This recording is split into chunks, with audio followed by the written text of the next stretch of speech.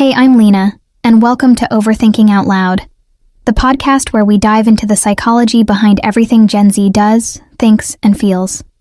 If you're here, you're probably overthinking something. Same. Let's figure it out together. So today, can we talk about this whole lucky girl syndrome thing that's been all over TikTok? Because I've been seeing girls wake up and be like, I'm so lucky. Everything always works out for me. The universe loves me. And then somehow their coffee is free, they get the promotion, their crush texts them back. And I'm sitting here like, is this actually working? Or are we all just really good at convincing ourselves we're the main character? Today we're diving into the psychology behind lucky girl syndrome, why it might actually work, and more importantly, when it might be doing more harm than good. Because spoiler alert, it's way more complicated than just thinking positive thoughts. Okay, full transparency. I tried this for a week. Every morning I'd wake up and be like, I'm so lucky, everything works out for me, I'm that girl. And you know what? Some weird stuff did happen. I found a $20 bill in my jacket pocket, got an unexpected discount at the grocery store, and my professor extended a deadline I desperately needed. But here's where it gets interesting. Was I actually luckier that week?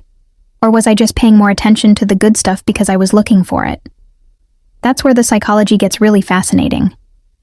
So let's break down what's actually happening here. Lucky girl syndrome isn't really about luck. It's about three psychological phenomena working together. First, there's something called confirmation bias. When you wake up expecting good things to happen, your brain literally starts filtering information to notice the positive stuff more.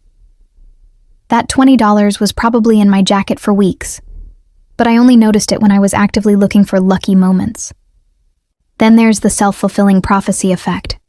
When you believe good things will happen, you unconsciously behave in ways that make them more likely. You smile more, you take more risks, you put yourself out there.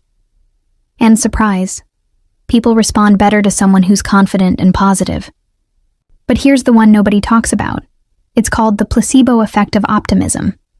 Just believing you're lucky can literally reduce your stress hormones and increase your motivation. Lower stress means better decision-making, and better decisions lead to better outcomes. It's not magic, it's just brain chemistry. Real talk though, have you experienced this? Like genuinely felt like your mindset shifted your entire day? But we need to have an honest conversation about where this gets problematic. Because I've seen girls blame themselves when lucky girl syndrome doesn't work. I must not be manifesting hard enough. I must have limiting beliefs. It's my fault my life is a mess. And that's where this trend crosses the line from helpful to harmful. Here's what lucky girl syndrome can't fix: systemic inequality, financial hardship, mental health issues, toxic relationships, or just bad timing. When we act like positive thinking can solve everything, we're basically saying that people who struggle just aren't trying hard enough. And that's not just wrong, it's cruel. I saw a TikTok where a girl was like, I manifested my way out of poverty with lucky girl syndrome. And the comments were full of people feeling like failures because they're still struggling despite doing everything right. That's not manifestation. That's survivor bias with a side of privilege. So here's my take. Lucky girl syndrome works, but not for the reasons TikTok tells you it does. It's not about the universe conspiring to help you. It's about optimism bias improving your mental state, which improves your behavior, which improves your outcomes. It's psychology, not magic. The healthy way to use this?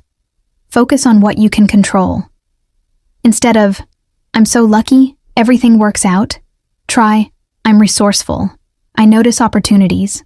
I bounce back from setbacks. You're still programming your brain for optimism, but you're giving yourself credit for your actual skills and effort.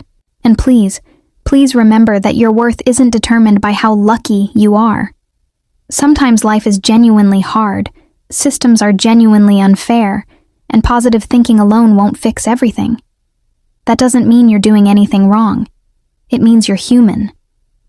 If you want to try a healthier version of lucky girl syndrome, here's what I suggest. Start your day by acknowledging 3 things you're genuinely grateful for.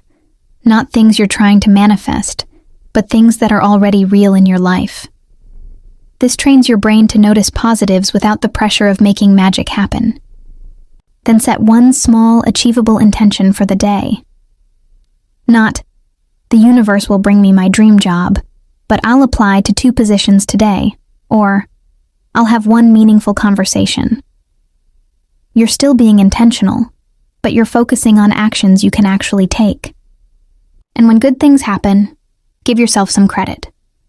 Maybe it was good timing, maybe it was luck, but maybe it was also because you worked hard, made good choices, or put yourself in the right place at the right time. Okay, I need to know. Have you tried lucky girl syndrome? Did it work for you? Or did you end up feeling worse when things didn't magically improve? Because I genuinely think this trend hits different for different people, and I want to hear your experiences. Drop a comment and tell me, what's your take on manifestation culture? Are you team thoughts become things or team hard work beats wishful thinking? Or maybe you're somewhere in the middle like me. If this made you think about your own relationship with optimism and expectations, hit that subscribe button. We're building a community of people who want to understand the psychology behind the trends instead of just following them blindly, and share this with that friend who either swears by manifestation or thinks it's complete nonsense. Let's get some good debates going in the comments. Thanks for thinking through this with me. Remember, you don't need to be lucky to be worthy of good things. You just need to be you. Drop your thoughts below because honestly, you guys always have the best insights. See you in the next one.